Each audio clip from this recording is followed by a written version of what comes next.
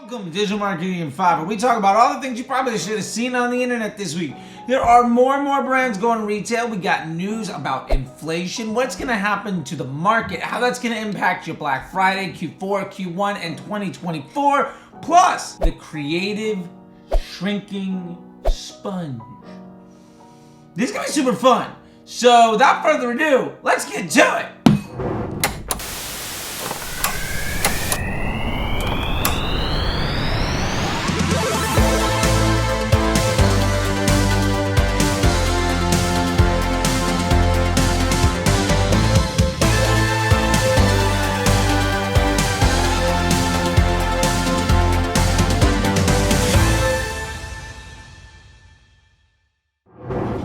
Hey everybody, and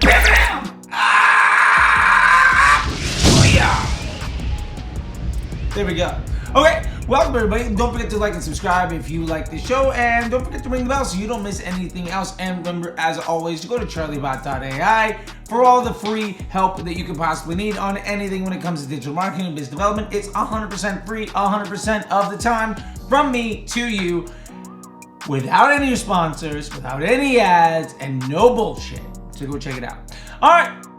So last week we talked about True Classic going retail, which was amazing. And this week I wanted to also shine the light on a couple other businesses that are doing it. Now, Warby has already been in retail and they've been very successful. They've opened up even more locations.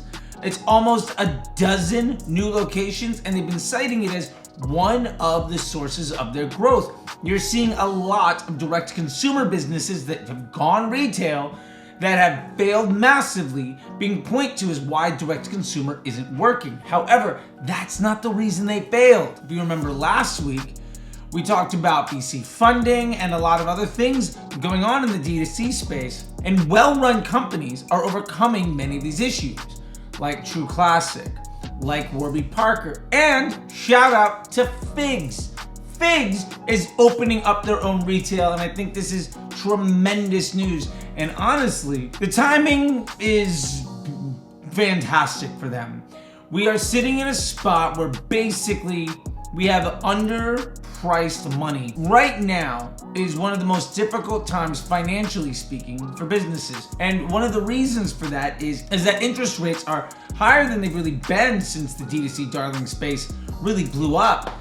And we've been dealing with this fear of recession and inflation, which, hint, hint, might not actually be the case that we need to be worried about anymore. So, with that being said, let's get to some big news that came in on the financial front. Basically, inflation has slowed. It is below projection.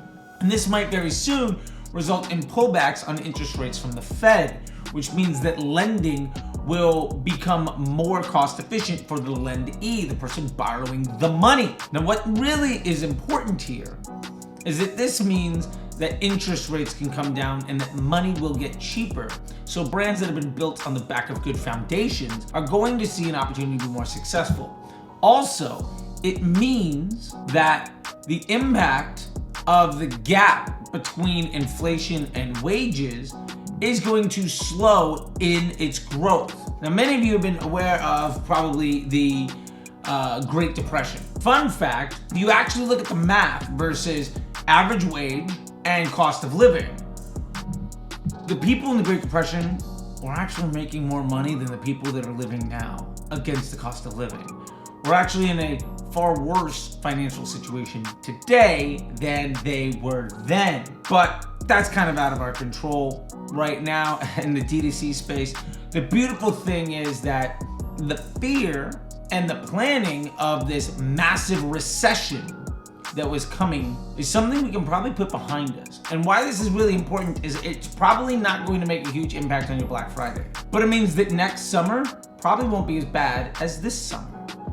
And what's amazing about that is if we begin to use Q1 to acquire a ton of customers, where we're focusing on volume of longer money, when those customers come back, as we see barriers to customer acquisition in the summer that we normally do, we're gonna have greater buying power of the existing customer base to come back and buy again. and we see brand loyalty going up on a consistent basis. So this is a tremendous leverage point for people planning out their businesses. Now, that is a lot of fun math. Let's get into something completely different. And now for something completely different. Okay, so I wanted to highlight this tweet from Jess from Fireteam. Now, Jess is a really smart, creative guy, and well, we butt heads a few times on certain things, and to be fair, I think he's really good at what he can see and what he's good at. And with that being said, I saw this tweet and I think you should see it too. He's saying there's a problem seeing in a lot of accounts lately. I'm calling the creative shrinking sponge.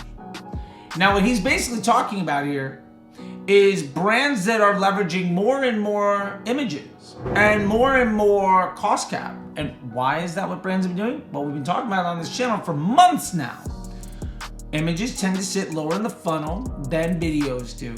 And when you're running cost cap and you're creating depreciation in your assets, it's easier to run images, A, because they get more spend because they sit lower in the funnel, so they look better when you're measuring success against vanity metrics inside of Facebook, and B, it's way easier to pump out a ton of images.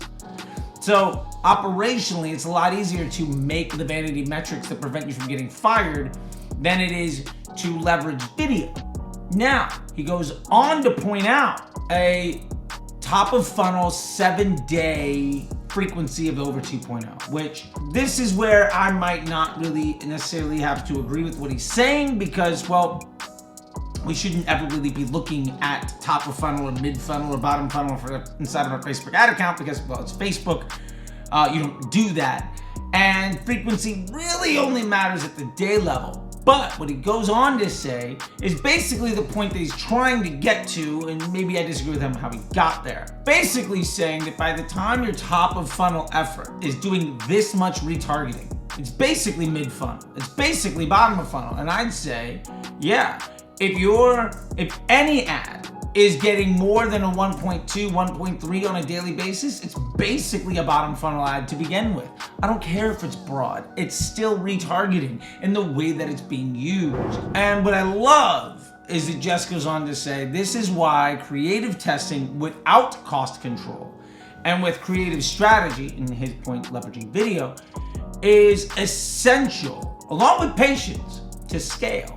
And what is most important here, and I'll leave it on this, is what Jess has basically stumbled into here. And I'm saying that more in, I don't necessarily agree with most of the data points that he's talking to get to the end goal that he reached.